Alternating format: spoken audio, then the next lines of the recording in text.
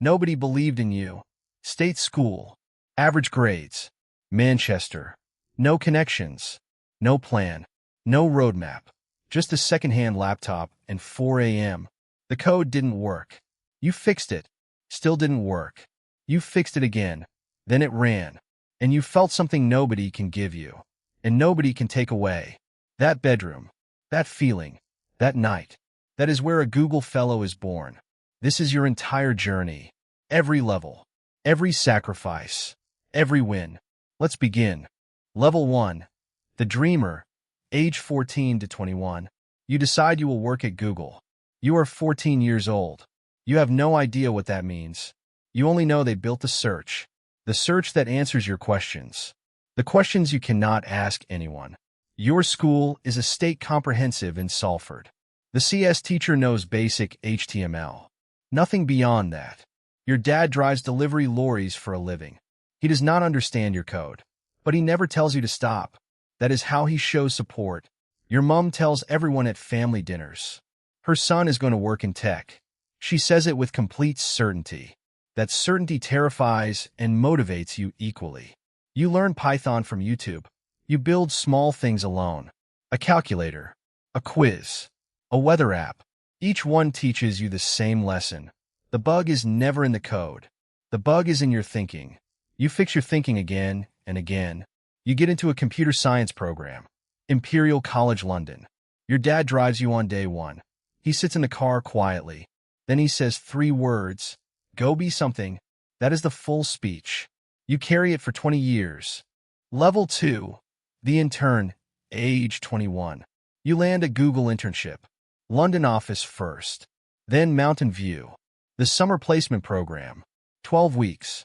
The badge printer is broken on day 1. You stand at the reception. 20 minutes pass. Nobody helps. 100 employees walk past you. Nobody makes eye contact. Nobody stops. You figure it out yourself. That is lesson 1 here. Nobody holds your hand in this world. Your manager is named Alex. He shakes your hand once. Then he gives you the full onboarding. It lasts 1 sentence. We move fast here. Keep up. Your project is a data pipeline. It processes 40 million records per hour. Your job is to optimize it by 15%. You study the code base for a week. It has more lines than you imagined possible. You find the inefficiency on day 9. You fix it over a weekend. The result is 23% improvement, 8% more than they asked. Your manager sends 1 email to the team. 2 words in the subject line. Nice work. Your name is in the email. You call your mom from the cafeteria. The cafeteria is free. The food is incredible. She asks if you are eating properly. You say yes, Mom. She says come home soon. You say end of August, Mom. She says that is too long. At the end of summer, they offer a return. Full-time. California. You call your dad. He is quiet for a long moment.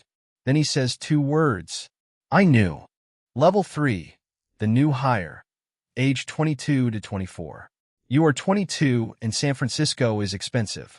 More expensive than London. Significantly. Your studio costs $2,100 a month. The kitchen is also a hallway.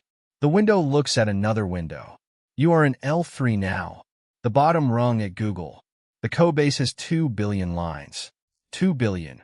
You have never felt smaller before. You stay late every single night. Not because anyone asks you. Because the gap is real. The gap between what you know and what you need to know.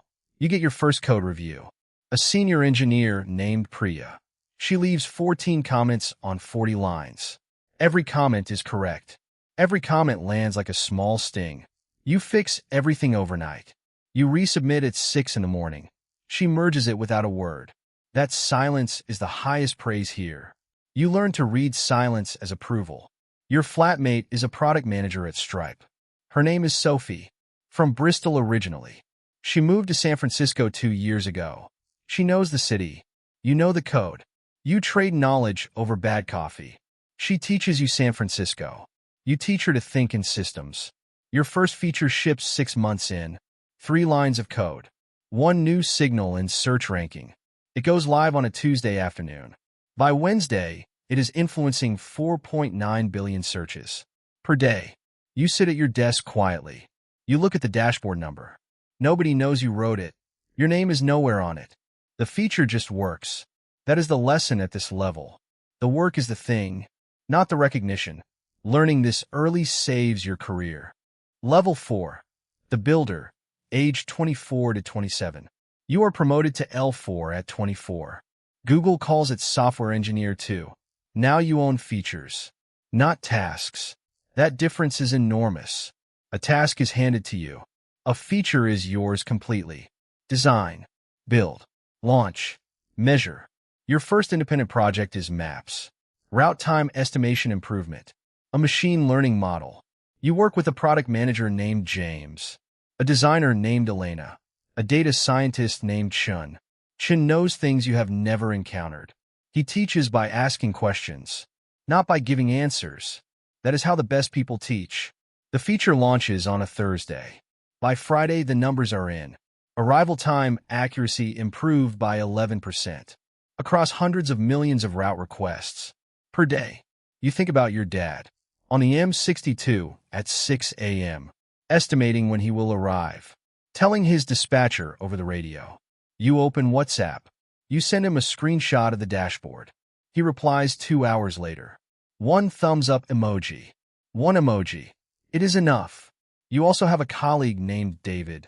David is brilliant and difficult. Every decision he did not make is wrong. Every meeting he enters belongs to him. Learning to work with David teaches you more than any code base. Code is logic. People are harder than logic. That is not a disappointment. That is just true. Level 5. The Expert, age 27 to 31. You are 27 at your L5 promotion. Senior Software Engineer. Your technical lead delivers the news in a one-to-one on a Friday afternoon.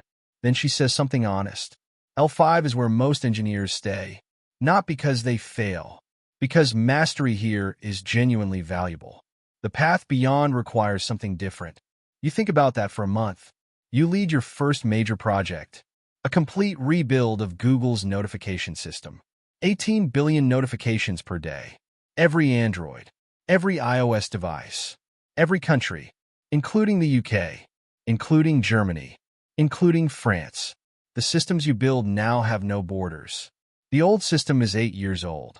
Brittle, slow, expensive, held together badly. Your job is to replace it, without a single notification failing. You have 6 engineers, 3 infrastructure teams, a timeline that moves 3 times, 14 months of work total, a near cancellation in the middle. You write a document answering every objection before it is raised. The project survives. Launch weekend, you are in the office, 2 a.m., watching the metrics live. No failures, 0 downtime, 18 billion notifications per day, flowing through something you built from nothing. You meet your wife Emma during these years. She is a journalist, originally from Edinburgh, moved to San Francisco for a posting, decided to stay. The first time you explain your job, she listens carefully, then asks one question. But who actually uses what you build? You think about this longer than expected. Then you say, everyone. She says, okay. That is a good reason. You fall in love for many reasons. This is one of them. Level 6. The Architect, age 31 to 35. L6 is the hardest promotion in the company. Not because the bar is arbitrary, because everything changes at this level. Below this, you were evaluated on what you build. At L6, you are evaluated on what you enable. Your scope is no longer one team. It is an entire organization. Your architecture decisions will be lived inside by engineers you have not yet met. For the next 5 to 10 years, the promotion takes 3 attempts over 4 years. Each time you read the feedback carefully, you find the specific true thing inside it. You adjust. When it finally happens, Emma is 8 months pregnant. You call her from the car park. She cries and says, I always knew. You say, I know. She says, now come home and bring food. At L6, you write proposals that shape products, used by hundreds of millions of people, across the US, across Europe, across the world. You sit in rooms where decisions take 2 years to show. Your job is to think 2 years ahead, clearly enough that the room trusts you. Your parents fly out for the first time. 3 years since you all were together. Your dad walks through the Google campus. He touches things. The badge. The sculptures. The buildings. The way he touches the lorry in the morning. Learning how something was put together. At dinner he tells Emma something. My son never slept as a teenager. She laughs and says not much has changed. He smiles in a way you have not seen before. Level 7. The principal. Age 35 to 40. You are 35 and now an L7. Senior staff engineer. Fewer than 100 people at this level. In a company of 180,000 employees. You set technical direction for a domain. Not a product. A domain. Engineers everywhere read your design documents. In California. In London. In Amsterdam. In Zurich. They build on your frameworks. They solve problems you saw coming. Before those problems had names. You attend meetings with vice presidents. With directors. With the C-suite. You are the technical conscience of the organization. The person who asks the hard questions. What happens in 5 years? What is the failure mode? Who does this hurt? Sometimes they listen. Sometimes they do not. You say the things anyway. Your daughter is 7. Your son is 4. You make it to most things. You miss some. The ones you miss you feel for days. Emma has learned to send the videos immediately. So you can watch your daughter's school play. On your phone in a corridor. Outside a meeting that ran 40 minutes long. It is something. It is not enough. It is also the best available option. You do not pretend this is solved. You tell Emma you are still figuring it out. She says, I know. Just keep trying. That is the most forgiving and demanding thing anyone has ever said to you. Level 8. The fellow, age 40 to 47. You are named a Google Distinguished Engineer at 40. An L8. 42 people hold this title right now. Across a company that has hired thousands. The problems at this level have no answers online. No Stack Overflow. No blog posts. No patterns. You are working at the boundary of what has been done before. In distributed systems. In scale. In reliability. You find it terrifying and exhilarating. Sometimes within the same hour. A young engineer named Amara joins your organization. She is 22. From Birmingham originally. First job out of university. She reminds you of yourself precisely. The same late hours. The same hunger. The same willingness to ask questions.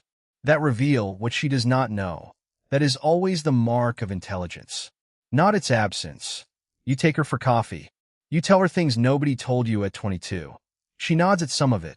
Takes notes on other parts. Argues with you about 2 things. She is right about those 2 things. That is the best possible outcome. Years later she is promoted to L6.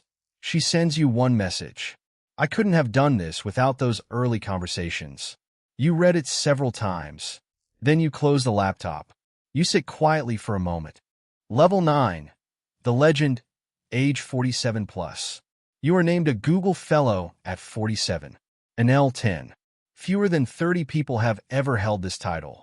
In the entire history of the company, there is no ceremony for it. There is a meeting with the CEO. A conversation about what you will work on next.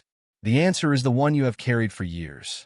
You want to work on unsolved problems. Not the problems that are merely difficult. The ones not yet understood clearly enough to define. That is the frontier. The frontier is the only place you belong. Your daughter is 16 now. She asks you a careful question one evening. Do you think about what your work does? To the world. To real people. Whether there are ways it could cause harm. You take the question seriously. You spend an hour going through it with her. At the end she says, I think you were trying. Not quite the absolution you hoped for. Exactly the right thing for her to say. You love her for it completely. Your dad retired 2 years ago. After 30 years of early mornings. Of the M62 in the dark. Of delivering things so other people could build things. You flew home to Manchester for the retirement due. A small pub in Salford. His colleagues. His friends. Your mum. You gave a short speech. You found you did not have enough words. For a man who gave you so much. Without ever understanding what he was giving. He never owned a smartphone. He still does not fully understand what you built. But he watched you become someone. Good at something that mattered. That was enough for him. You understand now what you could not say then. It was more than enough for you too.